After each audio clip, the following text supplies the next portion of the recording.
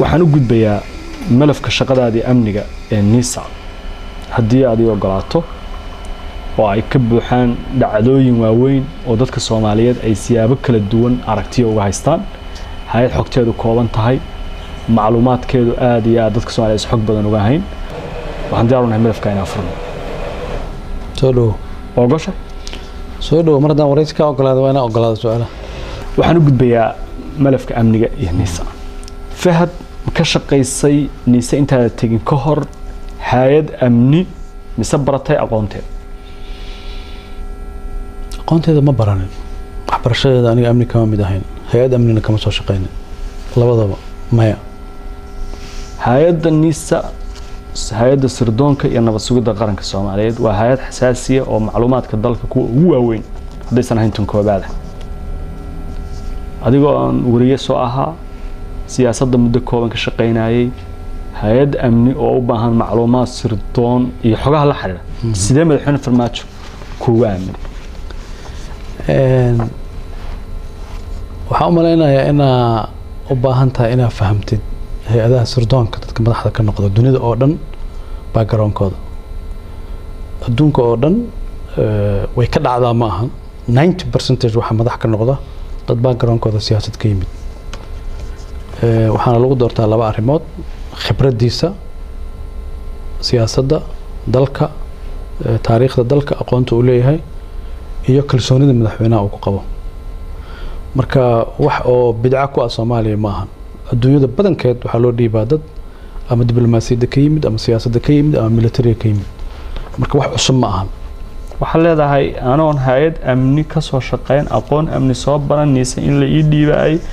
sax bay ahayd madaxweynaha ku qancay madaxweynahana iga dhigay oo aan ku faraxsanahay waxaan ku iri bidca ma ahan ariga taliyaha booliskana ma noqonin taliyaha militarigana ma noqonin laakiin sirdoonka qaranka adduunka oo dhan waxa loo doortaa dad siyaasiyiin laakiin ayada ka culus amniga iyo booliska marka laga hadlayo militariga iyo booliska nabad sugidda soo wax ka sareeya marka amniga qaranka laga hadlayo waxaa laga fakaraa horta shayga wuxuu noqdaa la yaab marka ay Soomaaliya bas samaysay Mareykanka ka dhacdaa Yurub oo dhan bay ka dhacdaa Carabaha oo dhan bay ka dhacdaa Asia ka dhacdaa waxa loo dhiibaa qof baan garoonkiisa oo siyaasi yahay 90% aan ku dhahay laakiin waxa lagu doortaa qof maskax u leh xogtii amniga iyo xaaladda siyaasadda dalka intuu isku dhex kariyo maslaxada qaranka inuu ka soo dhex saaro qofkaasna madaxweynaha yaqaan laakiin isku duruuf ma nihin Soomaaliya Asia iyo Mareykanka hadii duruuftanada kuma jirto sadarteed nabad sugidda Soomaaliya qof background askarinimada waa loo dhiibaa qof civilna waa loo dhiibaa sharciga u ogol Agosto 2018 ayaa laga dhigay agaasimo ku-xigeenka hay'adda NISA madaad doortay mise madaxweynaha ayaa ku dooray adoo agaasimo guud oo madaxtooya in agaasimo ku-xigeen NISA uu laabatay waa jago kale oo ka hooseysa agaasimihii guud hadii waa daay waxaan ku yiri aniga mar walba waxaan ka shaqeynayaa qanaacadeeda dalka sidii lagu maamulayay iyo falsafadii siyaasadeed lagu xukumayay iyo afkaarta siyaasadeed lagu maamulayay baan ku qanacsanaa marka macna ima sameeyeen inaan ku-xigeen ka noqdo iyo inaan agaasimo ka noqdo iyo inaan wasiir ka noqdo inaan shaqeynayaa macna ii sameeyaysa NISA marka aad timid iyo maanta oo aadan joogin guul ama dib u dhac maxaad farqiga u dhaxeeya maxaa way maanta timid iyo maanta wallahi sida fiican horta qof cadaalad ka shaqeynaya oo qiimeyn sax sameynaya fiican inuu qiimeeyo laakiin haddii aniga aan isku dayo aanan cidna ku xadgudbaynin hay'adaas culays fara badan oo haystay xaalada ay ku jirtay oo dib dhac u keenayay dhibaatooyin fara badan oo khaldanayd waxaan aaminsanahay inaan wax badan oo wanaagsan u sameeyay wax badan aan u hagaajiyay haddaan tusaale ku siiyo waxaan hay'adda ka joojiyay oo dadka finance-ga dhaqaalaha dawladda ka shaqeeyana ay marag ka yihiin wax allaala waxa dhaqaale ajnabi ka imaanaya waa jaray waxaana ku shaqeynaya falsafad ah haddii la rabo sirdoon madax bannaan oo dalku leeyahay waa inuu xoolo dalka leeyahay oo ku shaqeeyaa sida darteed projectiyadii mashaariicdii aan cid kale maalgashigeeda nagala dhaxeeyo dhan waa joojiyay anuu rabay askariga Soomaaliyeed ama sargaalka Soomaaliyeed nabad sugidda ka tirsan shaqada uu qabanayo inay ku jaango'naato awoodda dawladda ay leedahay waana meesha awoodda dawladda laga qiimeeyo qodobka labaadna waxa waaye waxaan hay-adda ka saaray wax allaale iyo wixii faragelin ajnabi ahaa oo ku dhex jiray oo si xad dhaaf ugu dhex jiray oo si hadda ka sheekeeya laga nixi karo ku dhex jiray ilaa aan gaaray in xafiisyada qaar yani lagu dhex arki jiray qof ajnabi oo fadhiyo waxaana gaarsiinay xarumaha hay-adda oo dhan inaysan qof ajnabi imaan karin isagoon ballan lahayn hadduu ballan leeyahayna xafiiska arrimaha dibadda uu la xiriirayo xafiisyada arrimaha dibaddana uu ku qaabilayo laakiin centerka qof ajnabi ma soo geli jirin laakiin waayadii hore waxay gaarsiisneed in lagu yiraahdo qaybta wadan hebel qaybta wadan hebel qaybta wadan hebel qaybta wadan hebel waxaas oo dhanna waa ka sifaynay marka faragelinta inaan ka sifaynay tan saddexaad oo ugu dambeysana waxaa waaye tayada aqooneed tayada shaqo garaadka dadka meesha ka shaqeynaya oo aqoontooda iyo kartidooda aada u sarreysay in hay-adda ay gaartay inay ka fiicnaato ereygaas waliba waa isticmaali karaa sirdoonnadii dariska nala ahaa oo qaarkood aan annaga macallimiin u noqonay oo aan koorsooyin siinaynay oo aan tababaraynay ilaa aan gaarnay sirdoonnada afrika kuwooda ugu fiican ma gaari karin laakiin tartan aan dowlado badan dhaafnay baan gaarin dhaqaalaha dibadda ayaad soo qaaday in hay-adda aad dhaqaale ka jirta dibadda ka imaanaya dhaqaalahaas ma noo sheegi kartaa meelo iluhu ka imaanaya fasax uma haysta hadda inaan sheego waddamadaas ma sheegi karo waa in la ii fasaxo inaan sheego ma sheegi karo laakiin waa ka joojinay qaybaha niisa ee ku dhex abuurnaa hay-adda gudaheeda ee hay-adaha kale ahaa ayaga tiradooda iyo dalalka ay saameynta joogtay oo xafiisyada ku lahaa waxay ku soo galayeen hab ay u bixinayeen projectiyo dowladda Soomaaliya ay ku kaalmeynayaan مثلا waxaa la dhahayaa ka hortagga burcadda waxaa la dhahayaa la dagaalanka al-shabaabka waxaa la dhahayaa la dagaalanka crime-ka dambiyada abaabulan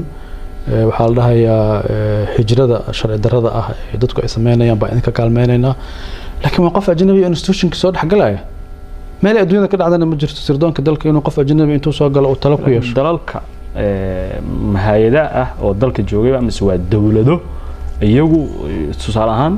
dawlad hebel ayaa hay'adda nabadgelyada Soomaaliya waxay siisay mashruuc la xiriira la dagaalanka dadka sharci darrada socdaalka ku yimaada ma dawladda bixinay mise hay'ad ayaa la soo marinaya ma dawladda bixinaysa sirdoon dawladda bixinaya oo intuu yimaado niisa Soomaaliya dhahay waxaan ka kaalmeynaynaa argagixisada waxaan ka kaalmeynaynaa kan laakiin anu markaan la mid waxaan ku iri wax allaale wixii dhaqaale aan siinayeen markaan u baahan anaga idin sheegay iska haysto si laakiin diblomaasiyo edebsan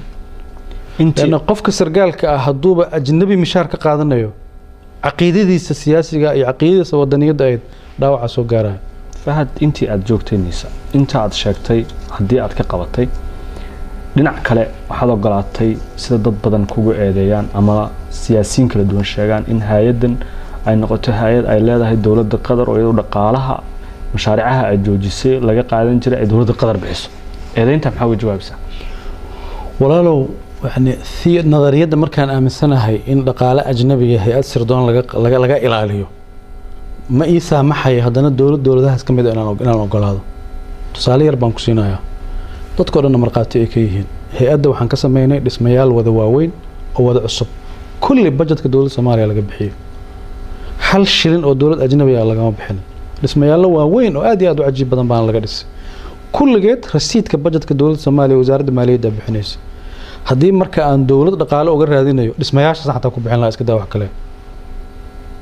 xisaab xir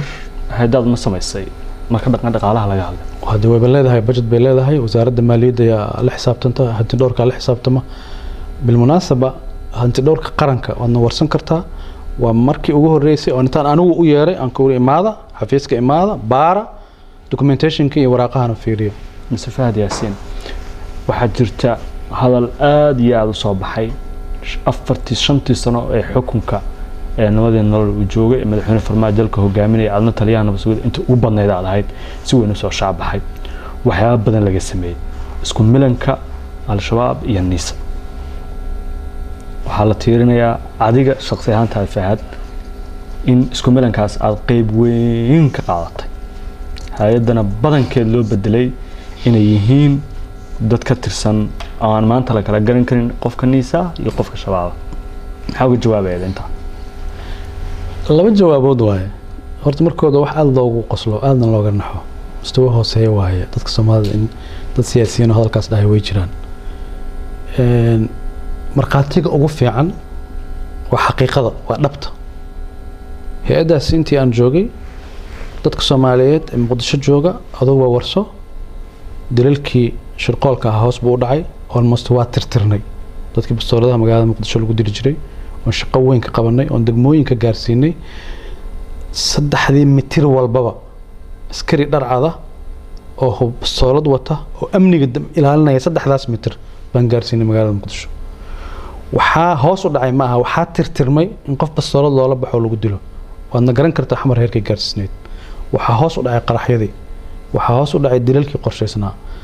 waxaan gaarsiinay dadka magaalada Muqdisho xildhibaanada iyo siyaasiyiintu inay xaafadaha qaarkood intay sii fogaadaan ay xaafado kale ay ku noolaadaan 2018 amniga magaalada Muqdisho ma soo fiicnaaday mise waa sii halaabay dadka shacabka Soomaaliyeed warso marka ereyga isku milanka ma aqaano wax laga wado hataa yani macnaha uu sameeyay aniga ma garanayo laakiin hay'adda sirdoonka Soomaaliyeed awood ma u yeelatay inay xogta al-shabaab hesho awood ma u yeelatay inay shabaab intay dadka ka shaqeeya oo xogta u keeni kara inay intay dhex gasho xog qaranka anfacaya ka soo hesho laakiin haddii aanu annaga isku milanay amniga magaalada Muqdisho sida u wanaagsanaada uma wanaagsanaadeen adiga fahad al-shabaab xiriir toos ah inaad la leedahay lagu weedaya oo leeyahay magaca kuugu baxay ee la kunyada lagu raaciyo ama la qabka ama Abu Amaar magaca Abu Amaar horta waxa bixiyay dawlad ajnabi ah oo dhibsanaysa Soomaaliya horumarkay gaartay waxayna u soo dhiibtay dad ayaga u shaqeeya oo magacaas faafiyay dawladdaas wata mar raba magaceeda hadii aan sheego laakiin Abu Amaar hadda aniga kula hadlay ceeb ma arko Amaar wiilkayga la dhahaa Abu Amaarna waa magac ceebna ma ahan khaladna ma ahan adigoo wiilkaaga codadka hadii lagu magac daro khalad ma arko laakiin waa magac la rabo in si kala loo dhigo laakiin aniga ceeb ma arko Abu Amaar aniga Abu Amaar baa maxaa khalad ku jira ma jiro wiilkayga la dhahaa Amaar ma jiro ayaad leedahay xiriir ama wada shaqayn nooca doonta ugu yar ama isku milan oo u dhaxeeya al-shabaab iyo nisa fiiri waxa la fiiriyaa qofkaanu waxa uu qabtay ma al-shabaab ay u adeegeen waxa ay siisaa ficilkaas oo dhacay baasaas ahaa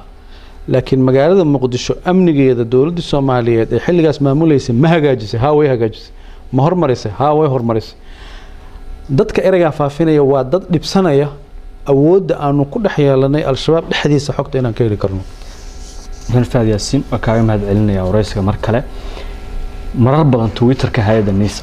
waxa lagu baahiyay macluumaad la xiriira waxa ka dhex jira kooxda aad la dagaalamaysan ee dawladda Soomaaliya ka soo horjeeda kadayna waxa ay lahayd isku milan baa idin ka dhaxeeya warkaas waxa uu ahaa war caadi ah oo dhacdo saxaafadda loogu talagalay tusaalahaan inay baahiso khilaaf ka dhex jira kooxda gudaheeda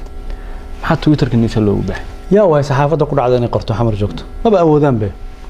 they can't saxaafadda Soomaalidu waxay awoodaa inay ka hadasho waxa gudaha ka dhex jira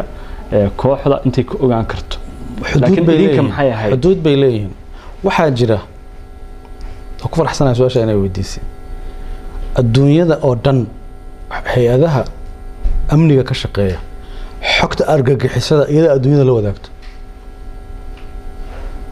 qaarna saxaafadda si liiga u siisaa qaarna ayadaa sheegta idinka maxay wax ka faa'iideyseen warkii al-shabaab inaad ku baahisaan Twitter-ka dawladda Twitter-ka kala noqotaan ayagu Twitter-ka NISA ay leedahay waa Twitter loo sameeyay in shacabka Soomaaliyeed xog amni ay ku helaan waxaaba loo furayba dadka in loogu warbixiyo marka warbixinta xasaasiga oo aysan warbaahinta Soomaalida awood u lahayn inay sheegaan annaga xaq u leh inaan sheegno Twitter-ka dhanba waxa loo furay in ummadda lagu hadlo fariinta warkiinu gudbinayay ee gudaha kooxda gaarayay maxay macnaheed ka leeyahay waxa waaye labo horta inaan u sheegno inaan xogtooda ognahay labo inaan ummadda Soomaaliyeed oo la cabsi geliyay inaan u sheegno wuxuu inaysan wax weyn oo laga cabsadaba ahayn labadaas qodob ugu muhiimsanaa mararka qaarna waxaan u sameynaynay khatar amni oo dalka ku soo socotay baan si sophisticated ah oo xirfadaysan baan u sheegaynay markaan xogtaas ay liigarowdana dadkii mu'aamarada ka shaqeynay oo dhan waa kala carari jireen marar badanna way dhacday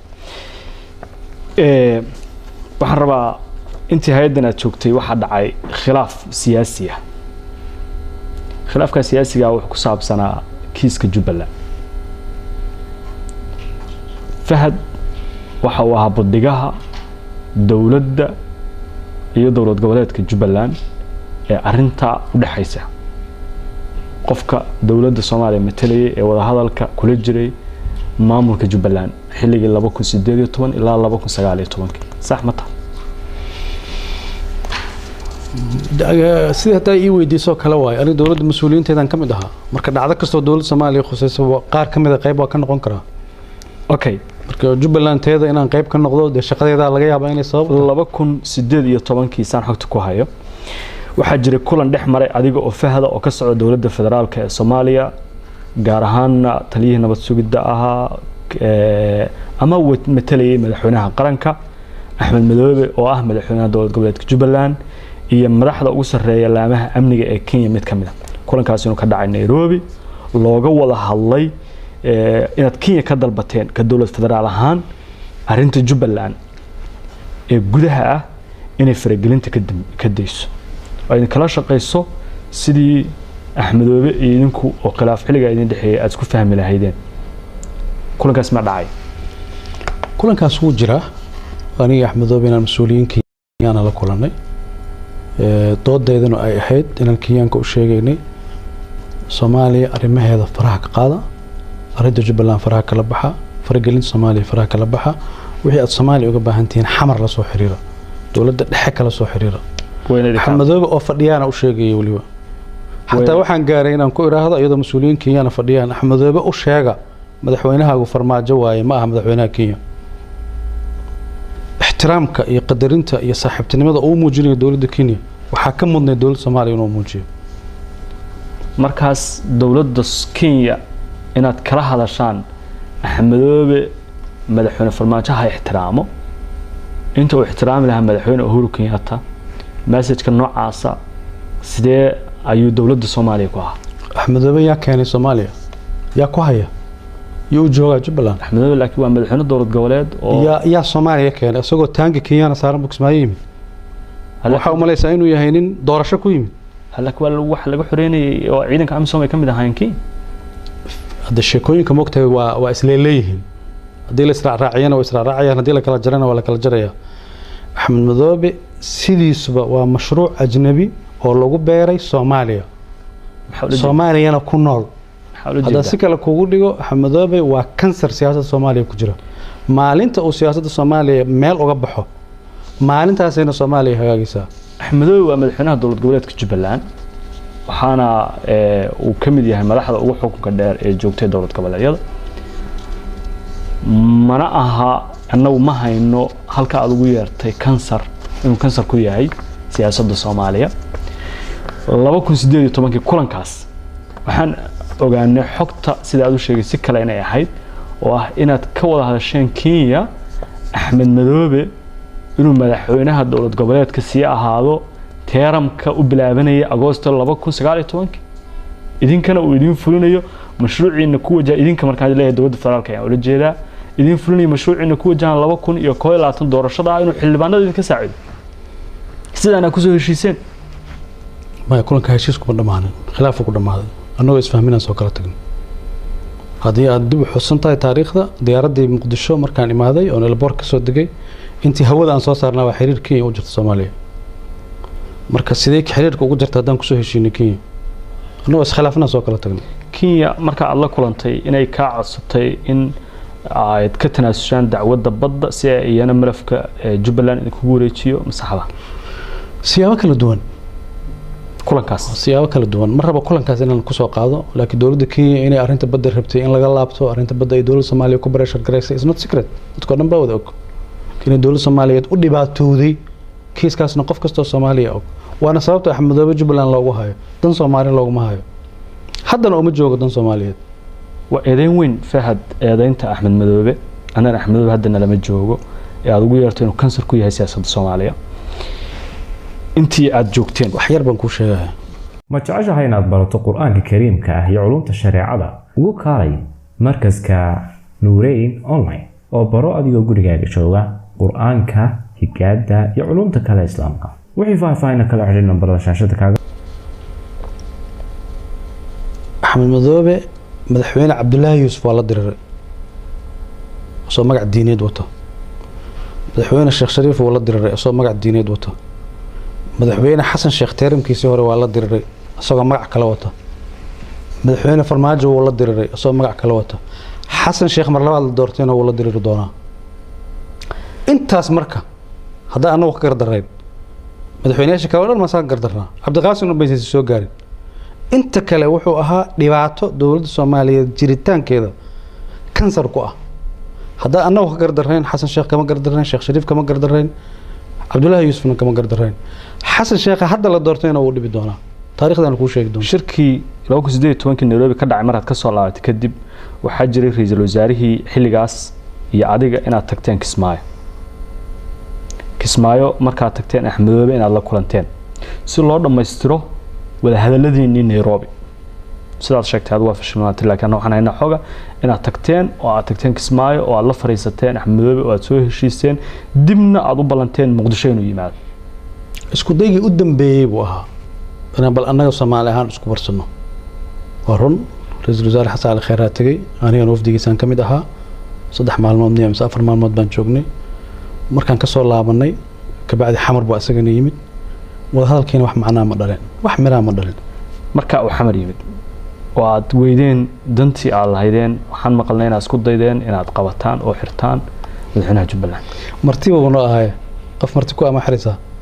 halka wasku ani xasan axmedoobe u martiyay أنا مرتي أمي وحرلا هلا كواس كده يدين حتى صورة قلم أها بدقان صومالي حتى معها مرتبة أون نقضي أنا مرتبة ونون نقضي ومدحويني صومالي مرتوها رئيس الوزراء مرتوها سيكون عكرت قف مرتكو أنا حرت قولي مدحوينها قولوا كل جمال كل جنب ودقنا اسكت ضيق أسلاك هو داعي إن اسكت ضيدين إن حكسان وهالك كويسان أنت الدور شد جبلان داعيسو ما دام هشيسكي ولا الخرافات وبحاس دقان صومالي معها أحمد أبو دانس دقالة إنه asagoo martino alama dagaalayno 2019 Agosto isla Jubbaland ku jira doorashadii martiqaadka uu xamar ku yimid madaxweynaha u diray madaxweynuhu u yimid way wada hadleen way sheekaysteen waan soo tashanayaa buu yiri marka si ay ku imaan karto ani ma garanayo isku faham way marka faham la'aanta maxaa keenay maxaa waxa weyn ee idin dhaxeeyay ee aad isku haysan root-ka dhacdada ugu weyn dan Soomaaliyeed baa la isku khilaafay مصلحة الصومالية اللي اسكو خلاف مصلحة جبلان تهلا أو دن صومالية مصلحة الصومالية كم تها جبلان هذه هل سؤال دان كو ديود إيجا جواب توقف كستو صومالية هي إيجا جوابه واي لح مدحوين أولا درسين واي وكلي وجوجا لكن و دي أدون كانوا وايز بدلا رجين كايز بدلا مدحوينياش صوماليا إز بدلا مدحوينياش كينيا إز بدلا كو إثيوبيا إز بدلا دعي ولا صوت دورتي أحمد ولا صوت دورتي كم جوجا هذا إنه حكوا جوجا سيدا طبعا دورشة صندوق لا دقي ولا صوت دورتي دولتنا أقبل شيء سيدا لو دورتي وأنا قانا هلا كواضح أقبل أنا مرة كان أدو قصلو حكم إذا مرة أحمد دورشة حرة وكشكل هلا كواضح أقبل شيء نتيجة دورشة دولة الصومالية ويقبل مدحونا الصومالية صوت صاري إنه نتيجة دورشة أقونسين ما يمسو صاري من جيبوتي مركو عادي مدحونا مسو صاري وحصو صاري إنه لما سنة أو كملجار أو سي سجى أطرايا وده هذا الذي دورشة الفدرال كأنه السعودان وبنتلان أي شرط كدقتي إنه جبلان سوف ريسته ما أنت نوحنا مثلا جبل بنتلان إنه كو خسارة حرير كي جبلان لسه ما يستواجس مدحونيال هراء أو حكم كسوم رئيس سياسيين بدن لو كسجالي توان كي دورشة دي مركي دعدي أحمد هودات كهرتين والله دقاشين دقال كاس أنت أنا آدم كهر ديارة إذا كإثيوبيا أي ليهن أيالو آدينا اللي ذكوا آدينا adiga fahdan malafka inaad haysay in dawladda Itoobiya laga soo kareeyo commando si ay Axmedoobe u qabtaan u weeraraan Kismaayo hawadana laga culiyay Axmedoobe eedayntaas oo ayaan shirqool adoonaysa in adishaan ayuu marar badan sheegay maantay waa markii ugu horeysay aan fursad u helay su'aasha inaan ku weydiiyo ma saxba inaad ka shaqeysaan shirqool Axmedoobe lagu dilay oo dawlad kale oo Ethiopian ah oo Soomaaliya ka madax banaan oo waxba ka gelin ay soo adeegsataan fiiri caalamul mu'amaraat وهي واحد أي شيء جس أنا واحد في عنا كشكل إنه سياسة عالم المؤامرات مركب وإيماجينيشن واسك قياس صادق دونته قف اسك وريري أو كل جزء الشيء كيسني واحد كل شيء كيسن كره مركب واحد أشياء جس أنا واحد فهمني معهن ريع العروس نوايبه مركب الدولة الصومالية نساء مش قيس institution qaran soo ama shaqeeyo kala aragti duwanaanshaha waa mowduuc laakiin wareeyada ay isticmaalaysid ereyo dawladnimo iyo qarannimo iyo dib u dhis iyo dal iyo saa loogama shaqeeyo waxba kama jiraan inaad arrintaas ku daydeen hadda fikirkaas ma imaan karaba aragti siyaasadeed waa gooni loolan siyaasadeed waa gooni laakiin sidaas mu'aamarada loo alifayo adduunyadana uma shaqeysaba laakiin fahad madaxweynayaal hore iyo dad sare iyo Axmed Madoobe oo ah sheegan uu dhibbanay yahay ayaa sheegay war sahlan ma cidda la eedeynayna waa fahad asaga rabaa inuu cadeen keeno hadda asaga rabaa inuu cadeen sheego dawladda Itoobiya kismaayo joogaan marna kalamin waa isku dayeen in airport ka tagaan oo ay diyaaradaha soo dhaweeyaan maalintaas dhaqaaqaas waa jiray fiiri xiriirka Itoobiya iyo Axmed Madoobe kala dhaxay taariikh dheer waay taas adiga la rabaa inaad baartid ciidamada Itoobiya waa joogaan ciidamada Kenya waa joogaan it's not secret Axmed Madoobe isku dayeen sidii roobo inaad soo xirtaan waay maxaa soo xireenaa madaxweyne meel jooga maamul haystee لكن تشد مامورك السعودية هذا دليل يا ولا وكانسر أو ما قلت هذا أساليب سياسية كلها معاملين أساليب ميليترية سيقول كلها معاملة سيكون إيمانه ومدحويني ما الله دورته فرديه أما وده صح على دورته أما وده خلنا على دورته هو فرديه أحمد دنتي نمرك سياسي كويدين لبهم كويلاتن دبيدين بسوا إن الدجال علاج أو لفتشبيسة أو إلا ديارها إن لقى حرا إلا قدوميو إن ديارها هو كترته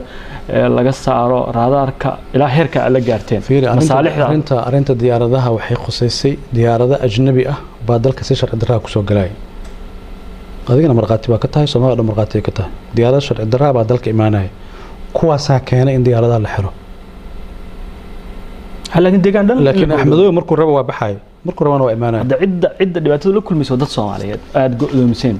أنا هدف كنا وحوها ديارها أجنبية شرع الدراك ضل كوا إيمانه إن لقى ممنوع. مياد علسين. وعلي نواجهني قرب بدنا نجوجني. ديارد وكل من آدم بردوا على شرتي مالت على مسارك أحمد هو الصومالي سوق الشيء كانت من ذلك كينيا ديارها السنة بدأ يكون دكتي سنة بدأ يكون بحر. حبك يكون مادين يحبك لو علينا يباك الدونا. waxay ku yimaadaan habay ka dhigayaan in ciidamo ama Soomaaliyiin waji kale ku imaanayaan ana qabatayntii diyaaradeed ee Jubbaland saaray inay sax ahayd baamsintahay waxna mogtahay waa sax waxna waa khalad oo mowduuc kale laakiin waxaan ka hadlayaa go'aanka waxa dhaliyay waxay ahayd hawadii Soomaaliya oo dal shisheeye si sharci darro ku soo galay Axmed Madoobe dagaalkiisa su'aasha ugu dambaysa 2018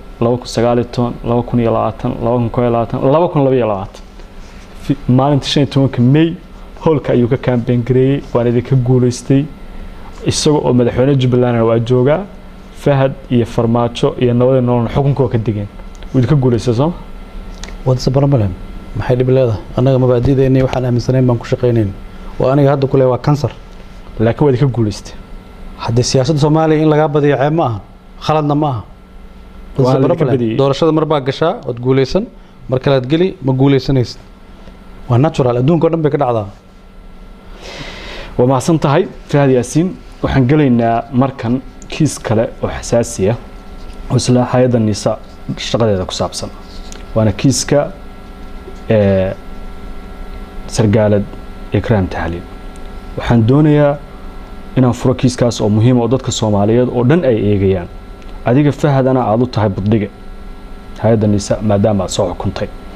waa kiiska maqnaanshaha sargaalada oo ah gabar ka tirsan hay'addan muddo ku siman sanad aan rag iyo ruux meel ay joogto ma nooshahay ma dhimatay aan cidna warahayn ehelkeedana kurba weyn ku haysa iyo dadka Soomaaliyeed siyaabo kala duwan saameyn ugu leh kiiskan ayaan rabaa inaan furo waxa la aaminsan yahay in xogtiisa oo dhan aad hayso ma iga aqbalaysaa inaan ku weydiiyo adna iga jawaabto sida saxda ah ee aad macluumaadkiisa uga haysid soo dhaw